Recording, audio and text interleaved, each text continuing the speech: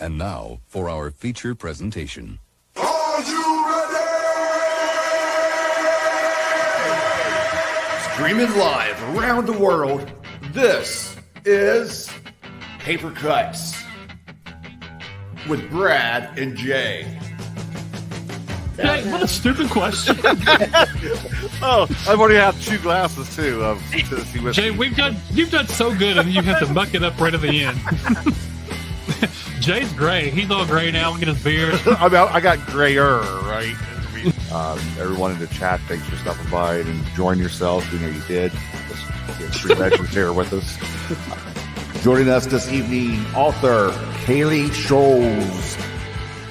Welcome to the show.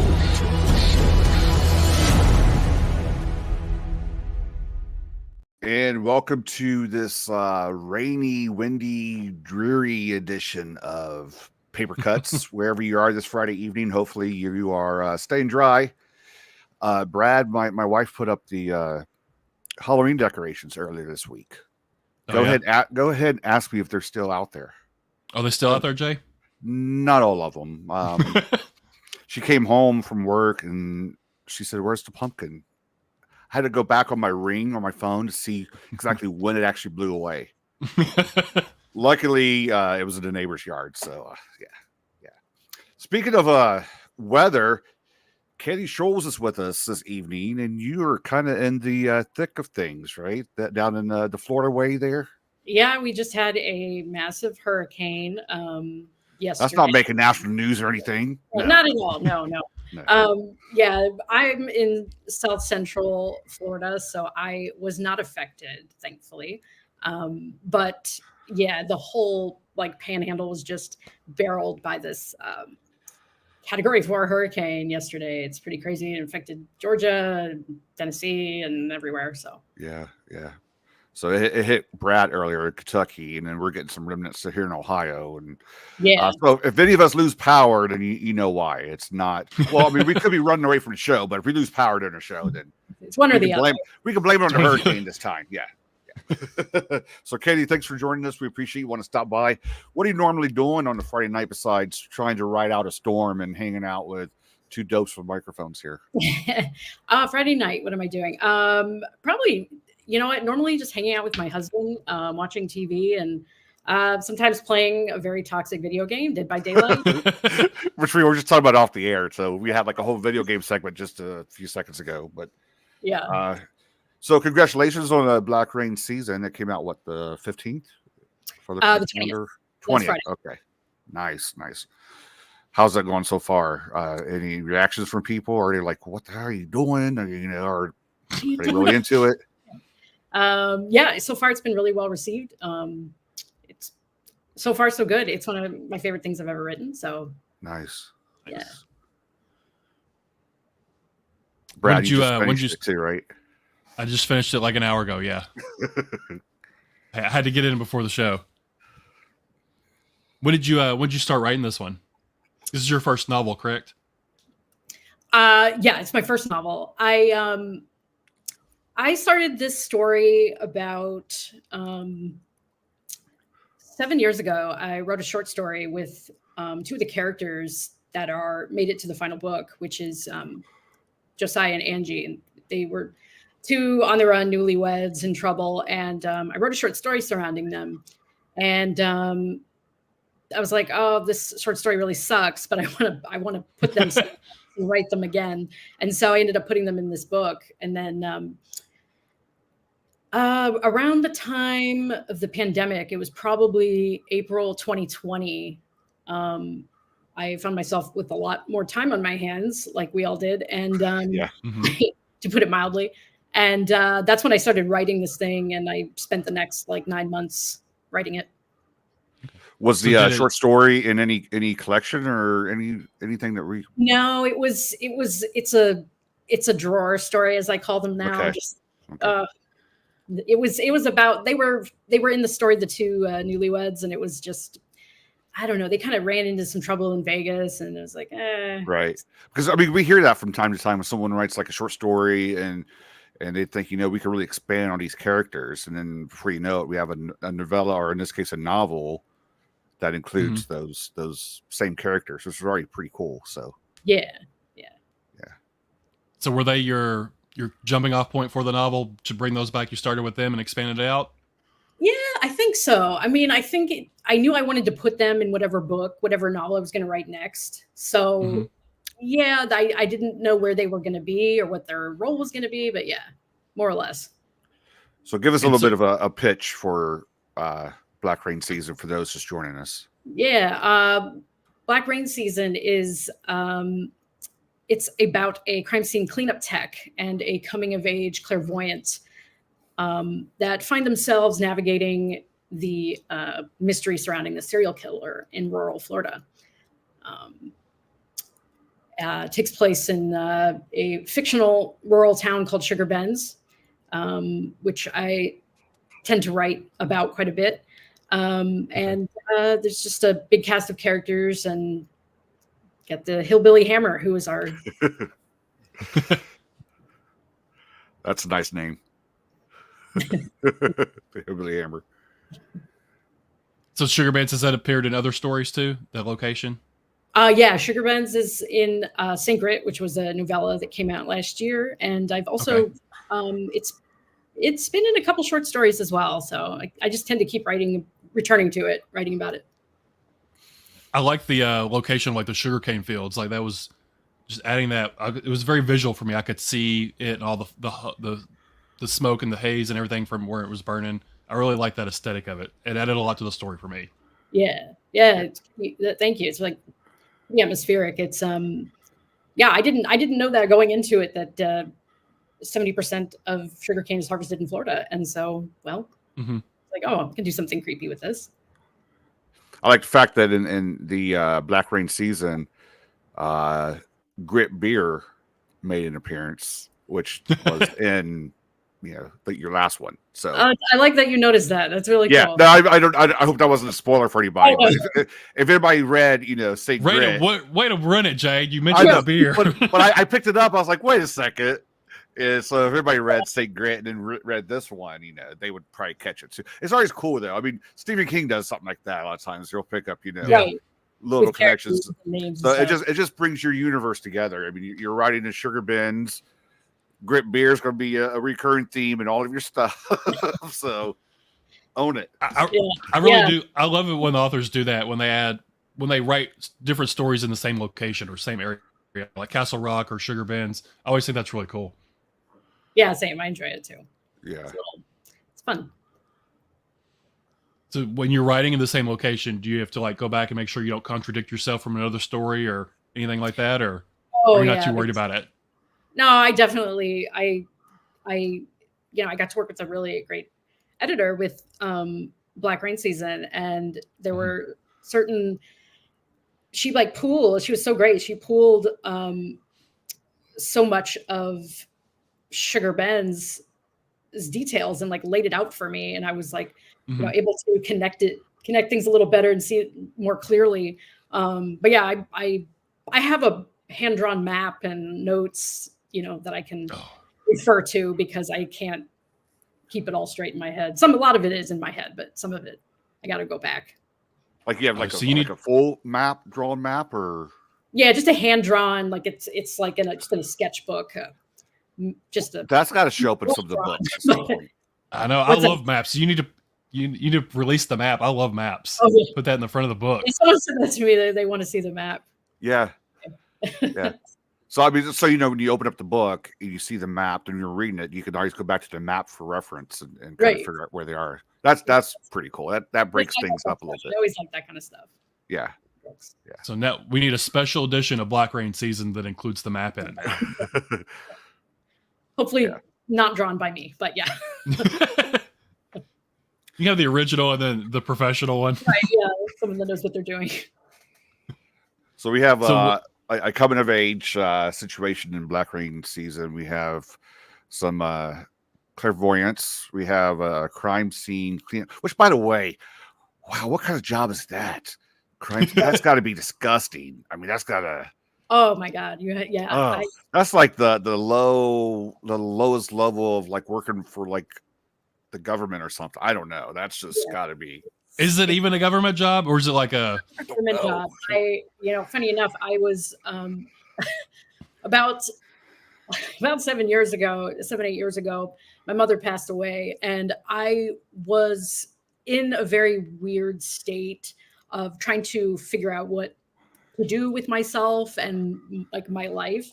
And I became interested in. I was reading, what was it? This book called Forensics, this nonfiction book that came out. I forget who wrote it, but I was like, oh, I could get into crime scene cleanup because I could handle that, and I can did all this research on like what type of tests I'd have to take and what applications I'd have to apply for and all this stuff. And I was like really serious about it for a while. Anyway, I got really just involved in reading about the process, and yeah, it's a really brutal job. You have to have a really strong mind and just psyche, and just, oh my God, it's really, people that do it, it's amazing. Like it's really amazing. I would think there's a lot of like interviewing the person and testing the person because they need to find someone that's normal, but you would mentally think strong enough to do it. Right, but you would think they would want to go with someone that's not normal because it's not a normal job, and you don't want, because you get somebody that's normal, they're not going to be normal for very long after doing that for a while, after they. Yeah, even in like applications, they'll tell you, we recommend that you regularly talk to a therapist if you are really and committed to doing this. So. Yeah. Do you know, is it a government job, or are they like all freelancers, like contract based, or do you know? Contract based, yeah. Is it? Yeah. But they have to have a place to take some of the fluids, I guess you could say. I guess they take it to the hospital and stuff, don't they? Body parts there. And, in their waste area. So they got to have some sort of contract with hospitals, which, the fact that you have that in this book, and I'm going to make a connection here. It's like six degrees of separation. The fact that you have that in this book, and then St. Grit, your last book, was with Ghoulish, which was Max Booth. And of course, he writes about body farms. So there's the connection where everything fits tight. Everybody's mind is a little bit messed up for that, I think. So was Theo always going to be a crime scene tech, or is that something that came on later? You added that in? 100%. I had, like I said, I did so much, I knew so much about all that research for it. God, do something with it.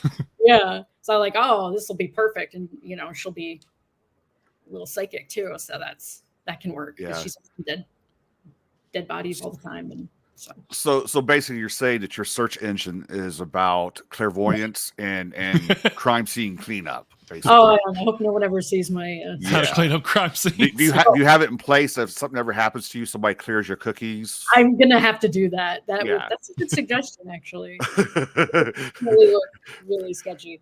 That would be YouTube history too. Would be really definitely, yeah. I don't know. I think I could do crime scene cleanup, like the blood stuff wouldn't bother me, but like the feces, and I wouldn't be able to do all that part. That's what would get me. Yeah. Jay's done. It's just like I can't even like clean up the dog poop. It's like I can't do that. It's not so much picking up an ear. Yeah. It's more the bodily fluids. The spray thing. Just endless, and then you have to communicate with the victims' families. Yeah, that would be rough. Whoever, it's just really, it's such an and like you had in the book, like when we first meet Theo, she's cleaning up like the old lady's house. Like, is that common where the family members are just there in the house while they're cleaning it up? Oh yeah, absolutely. That's so weird. Yeah, because it's the thing that fascinated me about it was the fact that something so horrific can happen, and police come, and that's it. You got to deal with whatever's there. They're not gonna, no one cleans it up. Who cleans it? Who takes care of that mess? And so, it's just fascinating to explore that in a morbid way. I guess I never realize that's a whole different process for cleaning it. I just thought it had something to do with the authorities, with the cops, or with the They did too. hospitals or something. You know, Right. I didn't know it was like a whole different. Let's contract you out to this place. We're going to try them out. The prices are better, you know. And so, yeah, that's odd. I feel like that's something TV shows and stuff gloss over, like all the crime shows and stuff. They don't go Right. over the They crime scene cleanup part. Right. They do. They skip right over it, and it's like such a big part of it. Right.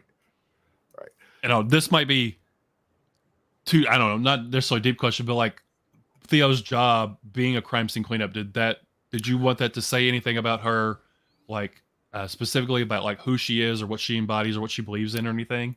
Or is that just too deep? Am I looking into it too much? I like that. I think that, I think at some point there's a little in the book, there's a little background on Theo, and I think it says that from the time that she was young that she could hear the dead, she could feel the dead around her, and I feel like it would have been a natural thing for her to go into that kind of line of work. It just would magnify that gift she has. Yeah. And she also seems like, without trying to give too much away about her relationship, she also seems like a very loving, caring person. So for that to be her job, it almost seems like contrast with how her personality is in a way. Right. Yeah, definitely. It's a just both sides of that. Yeah. You have your day job, and then you can also have to go home, no matter how hard your day job is. And Letty is a young character, but I like the fact that character's in there, being a young age, and thinks the things that she thinks. You know, she thinks about the dead. She can also hear and feel the dead. And I don't want to give too much away, but the fact that she thinks about this stuff too, you know, having the society that she has with her friends, it's you'd be surprised like how many kids that age actually think about this stuff, you know. Oh, absolutely. And especially impressionable preteens. I was going to say just girls, but it's not true, but just impressionable, right, of that age, like that really believe that, oh, maybe I'm a little special, I'm a little different, I can hear things. And so in this case, like, you're kind of, maybe the reader will be a little torn between, is this really happening, or is this just her, mind playing what she's playing, essentially. So, and I mean that could be happening to a lot of kids. You wouldn't know, because sometimes they'll think, well, I can't tell anybody about this because they're going to send me off to a special school, and I don't want to go through therapy and all this stuff. So and then look how she's bullied with her friends because she's a little weird. So even her two close friends pick on her about it. And they don't really. Is it Beatrice? I can't remember the other girl's name. What is Beatrice? Come on, Jay, help me out. It's Bernie and Bernie. Thank you, Bernice. Bernice. Oh my god, I was like Bernie. Beatrice, yeah. Like Bernie's picking on her, gives her a hard time about it. Like she doesn't really believe, but she kind of goes along with it. And like you said, you don't know if it's in her head but she had a traumatic. I don't think it's a spoiler to say that her dad passed away, because that's like at the beginning of the book. So did that kind of happen because of that situation and wanting to still feel close to her dad, or is she really feeling these things and stuff? And then also these 12-year-olds, they're growing out of playing games and starting to grow apart a little bit. So she's really torn between wanting this to be real and wanting to fit in with her friends that are growing out of that kind of stuff. Did you do much research on like clairvoyance and that type of phenomenon and stuff, or is that something you're interested in or believe in? Or I don't know if I believe in it. Well, I don't know. That's hard to say. I'm not actually I write about all this really supernatural and often gruesome stuff, and I don't really believe in ghosts and a lot of things like that. As much as I love to explore it and like research it and consume it. But as far as research, I'm trying to think. Did I do any research on clairvoyance? I think I might have. I don't think it was anything too. I didn't get too deep into it. But. Mm-hmm. I was going to say with Black Rain season, and taking place in Florida and St. Grit in Florida, you have your clairvoyance, your crime scenes, your serial killer. You have witches and the satanic panic with St. Grit. You're not promoting Florida too well for people to come to vacation there or move there. I think of Florida. I think that's where people go to retire. But if they start reading your books, okay? I mean, do you secretly want to keep people out of because Florida seems like a scary place, okay? It's not a beach town. It's not a beach place for there's a lot of darkness here and political side, because that goes without even saying. But there's just there's a lot of dense woods here and a lot of wilderness and a lot of it can be. You're talking about the stuff that they don't promote. Come to Florida, look at the waters, and right, exactly. It's like 80 degrees all year round and all this stuff. So then you read your books. They have witches and satanic stuff going on and bunches of crime scenes enough that you need a particular person to clean up the crime scenes. Jay, that's everywhere, Jay. That's not just Florida. Right. Florida man is real. It's real. Yeah. I think Florida is a cool, unique setting for horror, though, because I'm sure I'm wrong, but I feel like there's not a lot of stories set in Florida that are horror stories. Yeah. Do you know of many? Tanner Reevy Dew, she wrote Ghost is a ghost. No, crap. Where is it? The Reformatory. That's in Florida. That's right. Yeah. Which is a phenomenal book. Yeah.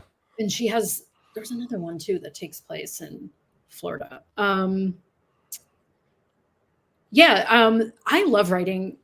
I have a real love-hate relationship with this state, and to write about it really helps me process that, I think. So I don't think there's enough art that takes place in Florida. There's so much to write about, so it's fun. Because I feel like if people haven't visited there, they just think, oh, it's the beach and stuff. But driving through the middle of Florida, there's nothing there. It's just it's all farmland. Flat.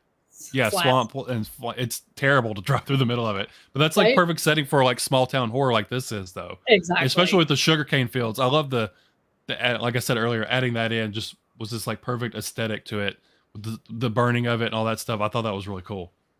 Yeah, thanks. Yeah, and I really enjoyed writing that.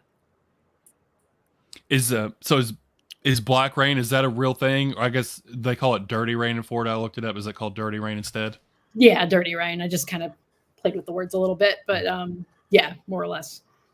So for people that don't know, what is Dirty Rain or Black Rain like it is in the book? Well, when the harvesters perform these controlled burnings at different times of the year, the surrounding areas, the towns, typically in rural places, but not always, are they're just overwhelmed with literally black air, that just is coming down like soot. It's really bad for your your health. Sounds a little bad. Yeah. So it's just it's a big problem in a lot of areas, and it's not as bad as it used to be, but it's still bad, and it overwhelms all the areas around where they do these burnings. So and they're allowed to do this at certain times of the year, certain seasons. It starts in October and ends in May. Okay. Yeah. That's a pretty big range. Yeah.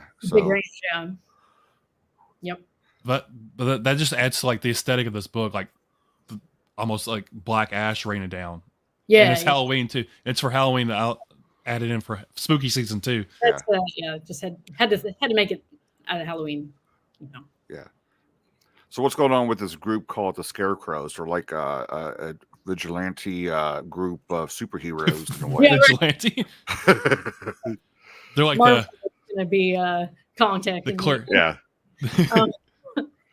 Yeah, the Scarecrows, they are a group of 5 people in Sugar Bends that are more or less neighborhood watchdogs.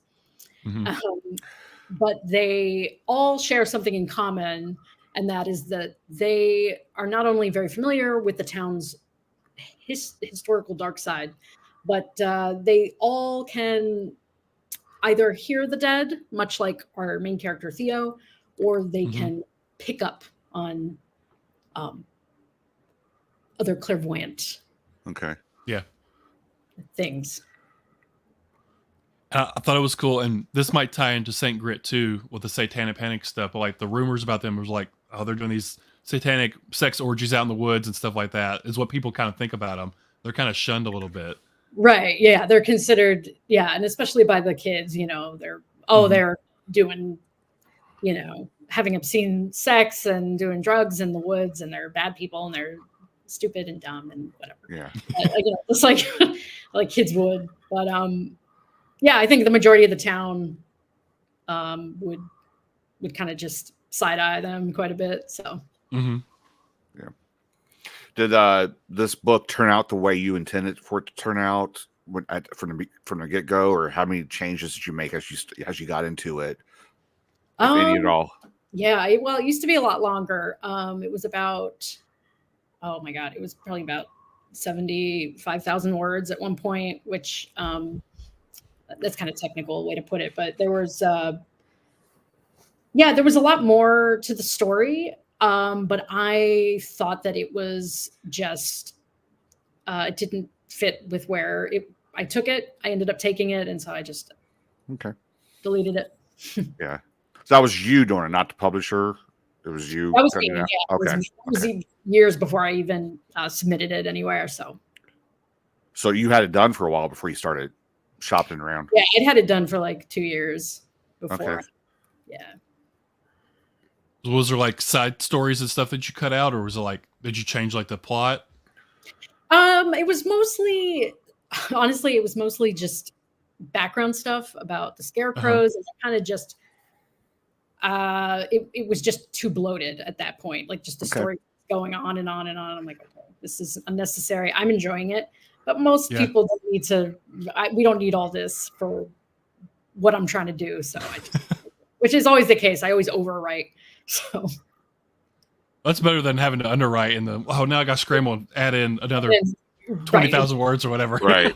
exactly. I mean, I could also get away from you too, because I probably would have got aggravated if like there's a chapter devoted to each person in the Scarecrow, like their Oh, no. background, and you know what Yeah. I mean, like each one See, and how they became to be part of it. I would have, I kind of get irritated with sometimes with that, because I'd rather you have should. it. Yeah, I'd rather have it like, let me decide some of their Exactly. background instead of a See, whole chapter devoted to it. Yeah.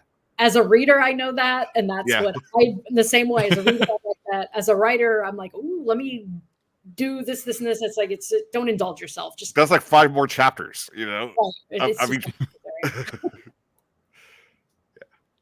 So I want to ask, I don't want to give too much play about like naming them, but I feel like your villain he very much reminded me of like the Man in Black or Randall Flagg. He had that kind of vibe to him.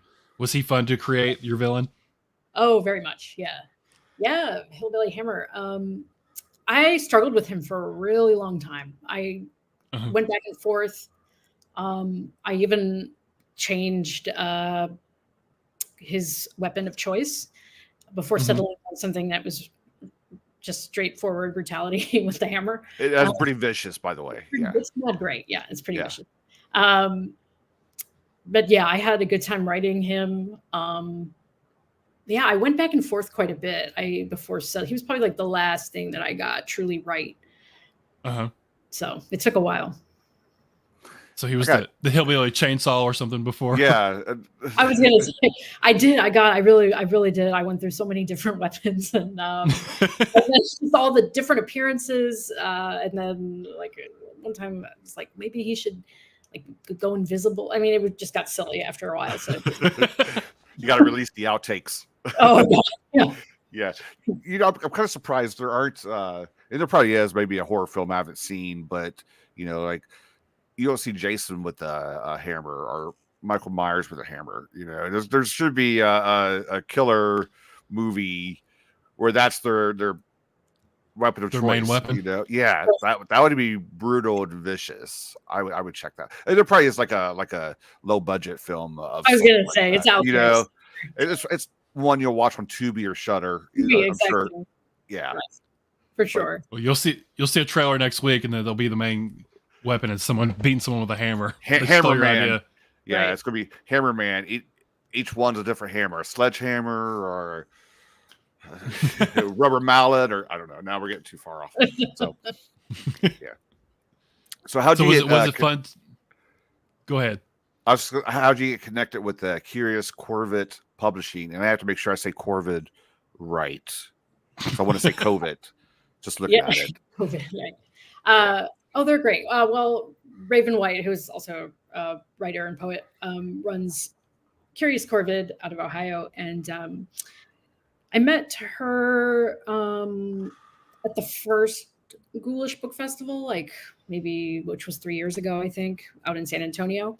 Okay. And I've always been really moved by what they publish, because they publish a lot of different types of horror that's kind of, stories told from marginalized characters, and a lot of cool art on the books. So yeah, I was like, oh, I want to work with you guys. Yeah, I was looking them up earlier and checking them out for the show, and like I was looking at some of their releases, and I guess you really can't group them all into one kind of horror. It's like there's no real category for the types of horror they have, you know, or some of the other publishing places, you know, oh, we do serial killers or we do clowns, or you know what I mean? They're kind of sporadic with what they have. So all kinds of stuff. I mean, they do dark poetry and murder mysteries like what I just did. All kinds of stuff. It's really cool. Right. Stories. To go back to the killer real quick, one thing I really liked about what you did with him is, I don't know, for some reason I feel like in a lot of serial killer horror, they're like, it feels unrealistic. Like it's always the same victims, and it feels like, I don't know, something about it just feels off. But yours, it was like so spaced out. Like it was, I don't know, like 6 people in 10 months or something, instead of like, he killed 5 people in a week or something crazy. And the victims were all different. Like there were some older people, some younger people. So I like the way it felt way more realistic than some of the other stuff I read, where they go off on a rampage and kill all these people in a week, and it's half the high school's dead now, and it just feels unrealistic. But you did it really well. I like the way you pulled it off. Thanks. Yeah, I enjoyed that. I liked, imagine the horror of this small town too, a whole year's worth of one disappearance and 6 murders or 5 murders, whatever it was. And just like how isolating and horrifying that would be. And it just has isolated all these people and just put, just the fear they have from this.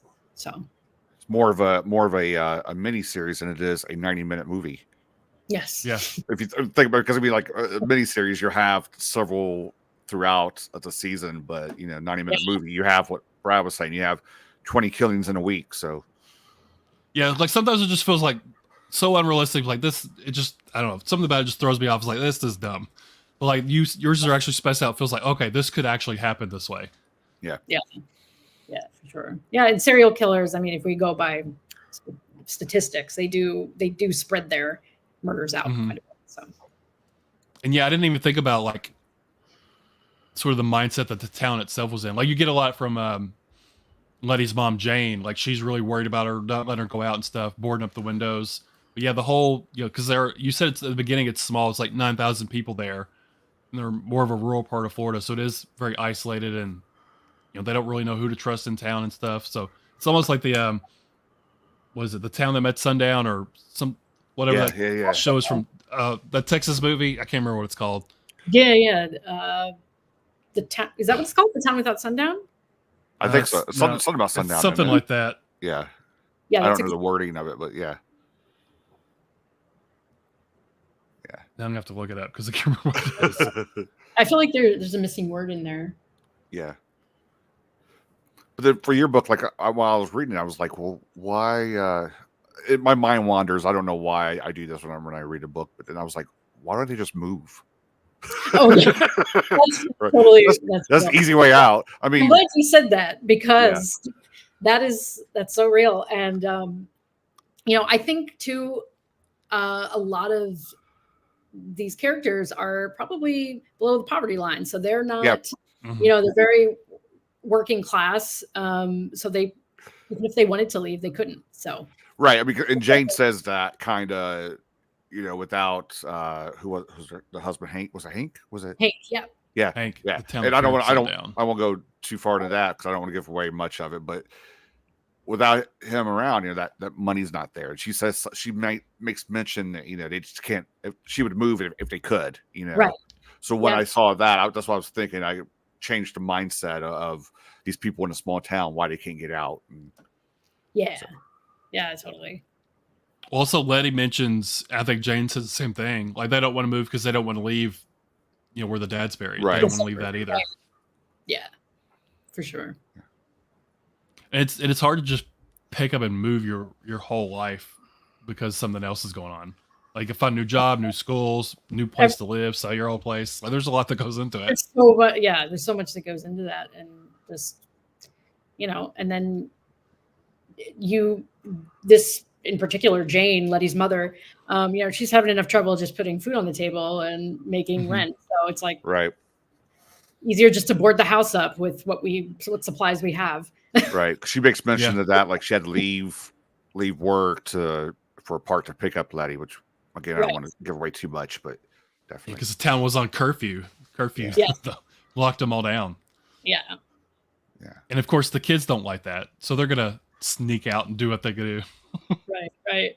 Yeah. I was I know I remember writing that during peak COVID because of the curfews and the right. Yeah.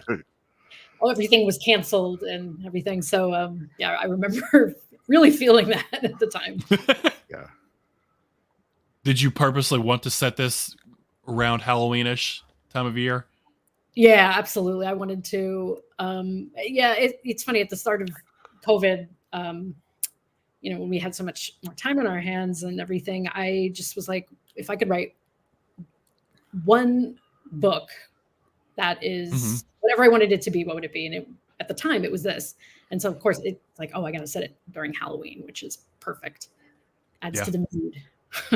It does. It really does add to this, like just the simple decorations or having a jack-o'-lantern or whatever. It just, for me, it adds so much. Just the aesthetic of Halloween is always found really cool. Yeah. It's good that it's out now too in time for Halloween, because then you could see if you see anybody just walking around with a hammer, then you kind of know you read the book. Like I'm picturing a whole new marketing scheme here. Like send a book to some costume makers, and like, all you need is just a hammer, Right. and like The weird eyes. Chrome. You got the glasses that flip up too. You got the old glasses. Oh yeah. One thing I really liked was the radio station, the 101.1, and just like when you had her talking through the radio, I could just hear her voice, the way she would say it on the radio. I thought that was fun. I really enjoyed writing Trisha. She was inspired by Adrienne Barbeau from The Fog, John Carpenter's The Fog. Okay. Yeah. But I had a great time writing her. It was fun. For some reason, when I was reading her, I gave her an accent. I don't know why. I just did that. Just gave her like a really deep Southern accent for some reason when I was reading the radio part. But I don't know why I did that. Just no. There's one point. There's one point near the end when you mentioned the fog coming in off the lake, and I instantly thought of John Carpenter's The Fog. Okay. Yeah. And that was cool too, like, that it's in the old lighthouse. I think that was a cool setting for a radio station too. Yeah, very creepy, atmospheric. Yeah, I enjoyed. I like that she's kind of like the voice of the whole town. Everybody, you can tell everybody's sort of dependent on her a little bit. It's sort of like almost like a parental figure, so to say. Yeah, they kind of talk about her as they see her, right? Yeah, like they talk to her on a regular basis. So yeah. And it seems like she might announce it on the radio, but it seems like a bunch of townsfolk have her phone number because they're texting in either what songs they want or later on, there's someone crawling on my roof, and maybe I saw this guy outside and all that kind of stuff, giving tips on where they think the killer is. Yeah.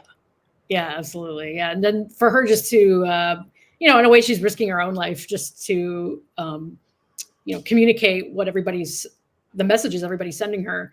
So she's reporting back to the town, everything that's going on during the lockdown.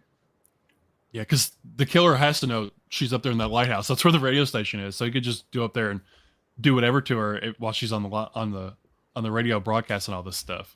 Right. Right. So yeah, she is. Yeah. So she's kind of putting herself out there, risking herself for that. Yeah. So you started writing this, you said what, 7 years ago?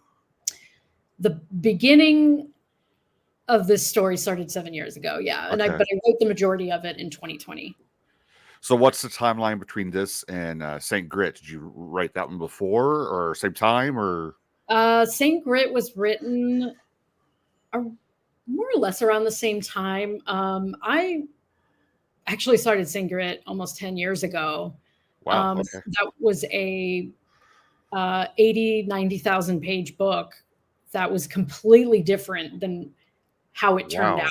It was a completely different book. It was always about a witch, but it was just polar opposite of what it became. I don't know what I was doing with it, but I put it away for like 5 years. And that's like 300 pages to 100 pages. Just to delete. Yeah. You like to just delete a bunch of stuff that you've written. It sounds overwrite all the time. I overwrite and then I piece it all together and I just, yeah. Okay. So what has changed for your writing style, if anything, from St. Grit to your new one? I mean, did you learn something? Did you decide to go a different route with your style, your approach? Yeah. Well, from St. Grit to... And I apologize if that's too deep on a Friday night for you. Oh, no. Well, St. Grit is told from one perspective of a witch named Nadine Boone. And I really, really, really love writing from multiple perspectives, which Black Rain Season is told through a bunch of different characters. So that was a really just like a gift I gave to myself because I wanted to do it for so long and hadn't. Yeah. And so that was fun. And I plan to do it again with another book. So it was cool. Do you think it's harder to do it from a bunch of different perspectives than it is just from one, like St. Grit? I think there, there's a lot more to keep track of, obviously, the different voices, but I don't think one is harder over the other. No. Okay. Because they both gotta make sense. So that's the beauty of it. So the hard part. Yeah. Like, you said you started St. Grit 10 years ago, like in its final form. Did you go back and like rewrite it all since you started it so long ago, or for sure. Okay.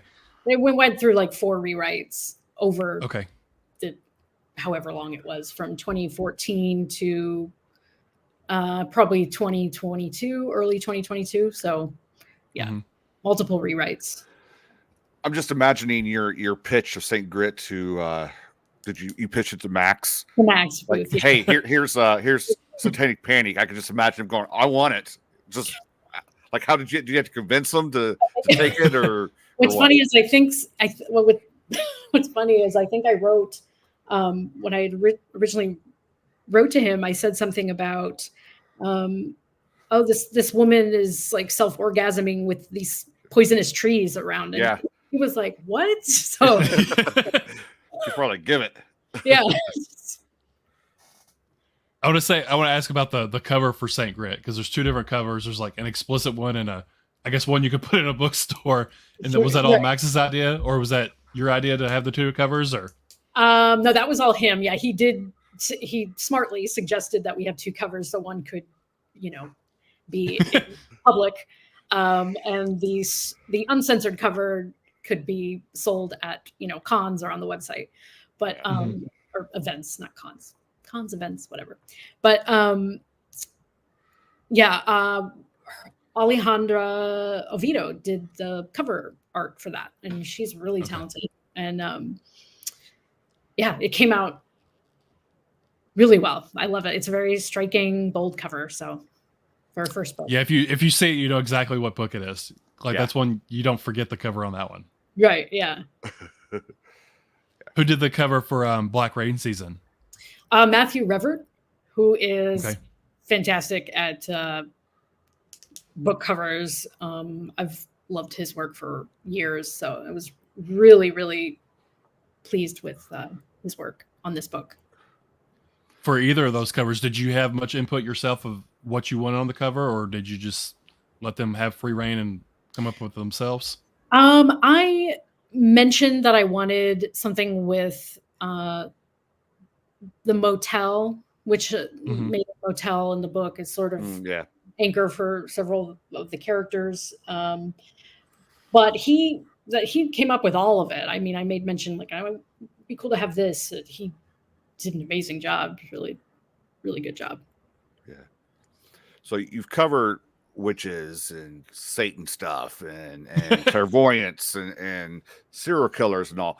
Is this what we're going to get from you? Are you going to your next one? Is it going to be something totally out in left field, like space erotica or some sort of something that we have not discovered yet? Because you're hitting a lot of genres just in 2 books here. Right. What's next for you? Well, I have some short stories coming out in the next over the next year, and a novel coming out in June next year from Moonstruck Books.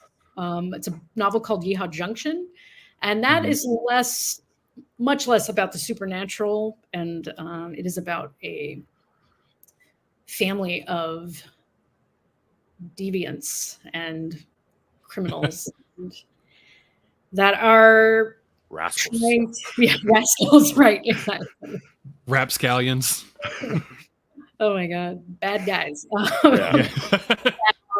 They're in the midst of helping search for this missing girl that goes missing in Central Florida. So, try to become do-gooders, right? Yeah, in their own way.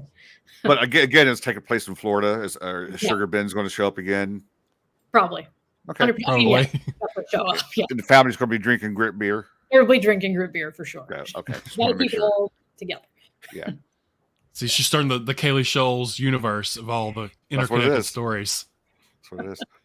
Did you read much horror when you were younger? What got you into wanting to write these kind of subject matters? Oh yeah, I was reading. I was reading Goosebumps like we all were. I was reading Christopher Pike. We were not all reading Goosebumps. I think I was too old for the Goosebumps. It's because you're old, Jay. It's I because you're old. I know.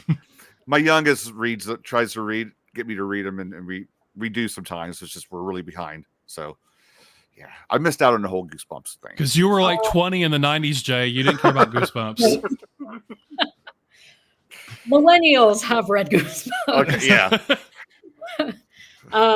There was also there was that one.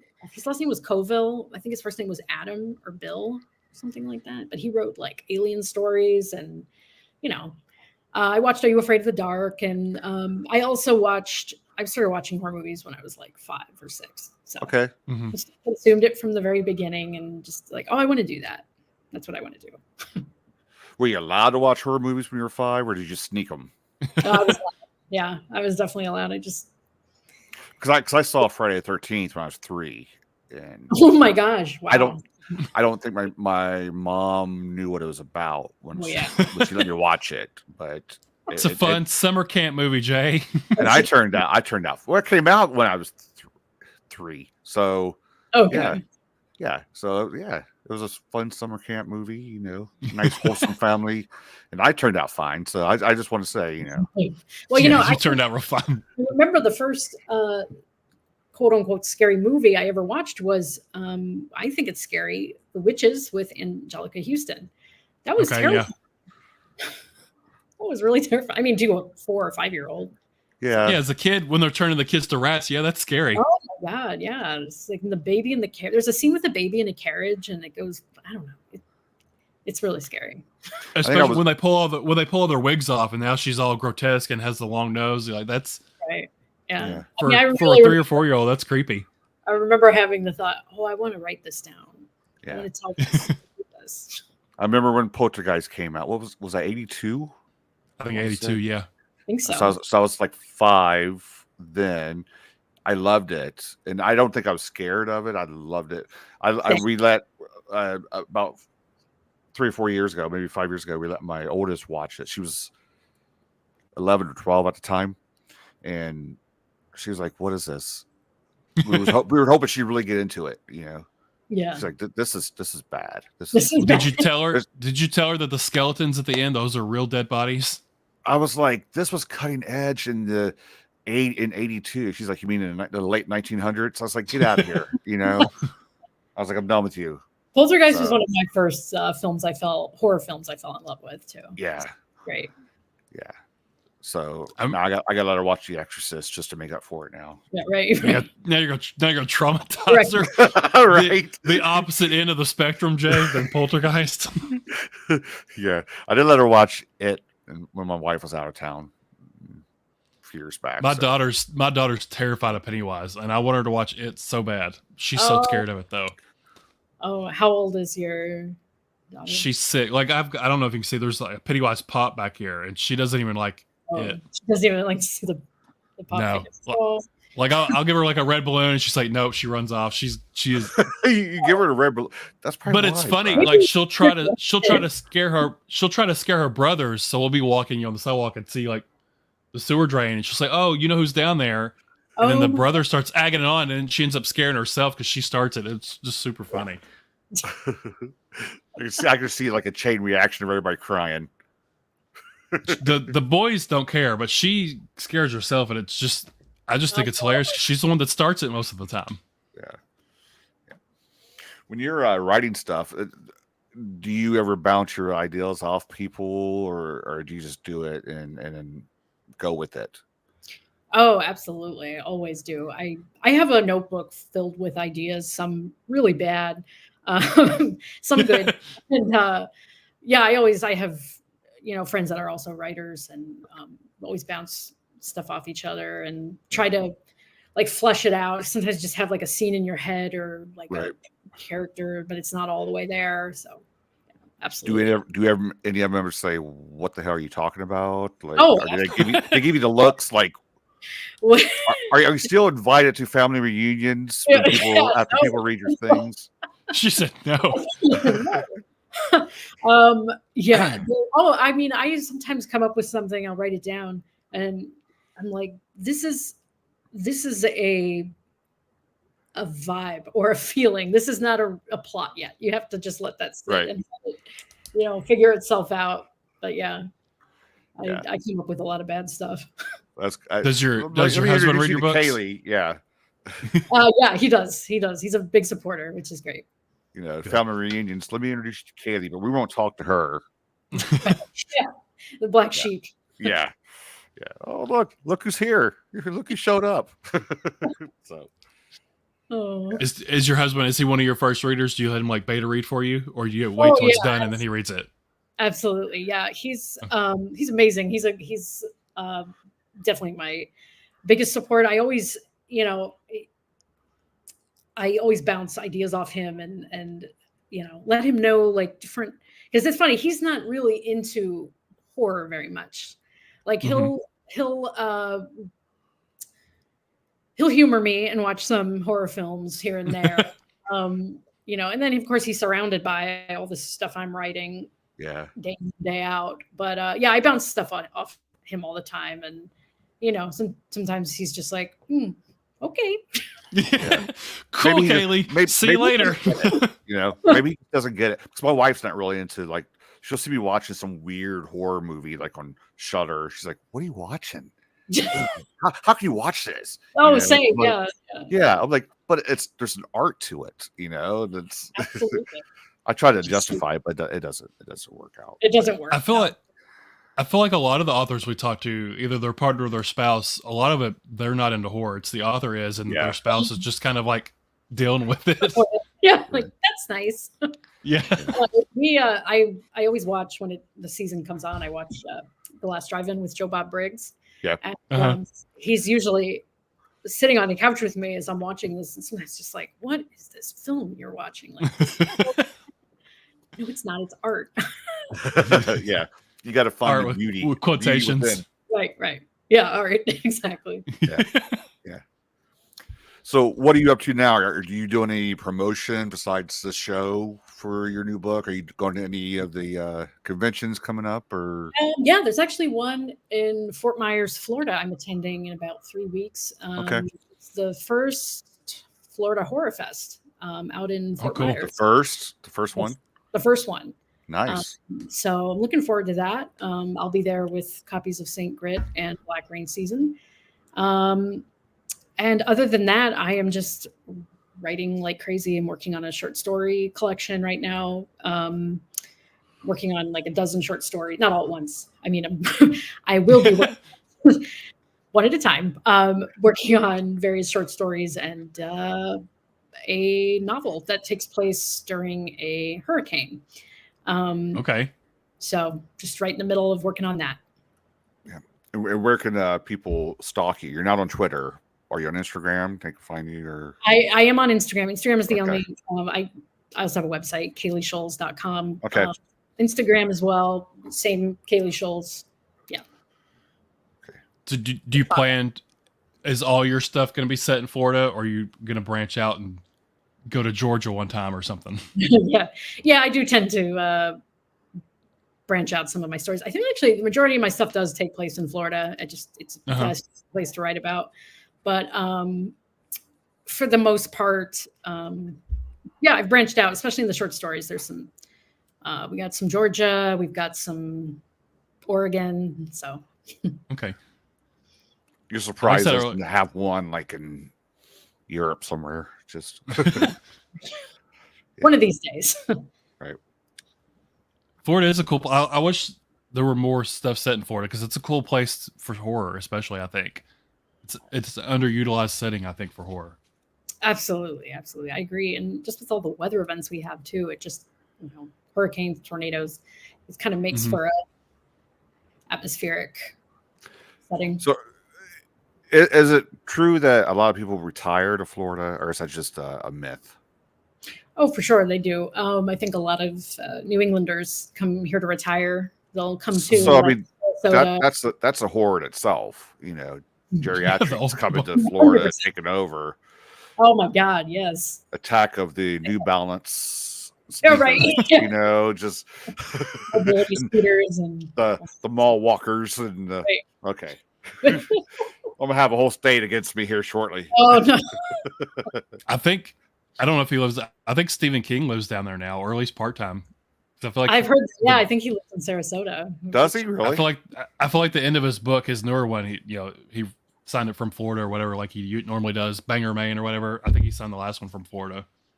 Oh, And one of the stories in there, maybe two, that they do take place in Florida. There's one about an alligator, and then the Cujo sequel that's in Florida, He rattlesnakes. probably lives in like 19 different states. Dude's got money, Yeah, everywhere. He can live where he wants. So, But he's an old guy. He moved down there to retire. yeah. Yeah. Kayli, we appreciate you wanting to stop by and hang out with us. Of course, everyone watching and who will watch this later, Black Rain Season came out just last week, right? Yes, last week. Yeah. It's out now. Pick it up. Also pick up Saint Grit. Both are blasts, and you enjoy yourself definitely. Brad, you have anything else before we hop out of here and let her get back to her Friday night here? Like I said earlier, I just finished Black Rain Season today, and I really enjoyed it. I love serial killer books, but I like the sort of supernatural bend you put on this one, the clairvoyance and stuff that's going on with the hillbilly Hammer himself. I thought it was fun. It was really well done. Yeah, I thought it was a fast read too. It had a good flow to it. So it was faster because I started it today. I was like 20%, and I finished the whole thing today. And I'm not a fast reader, so yeah.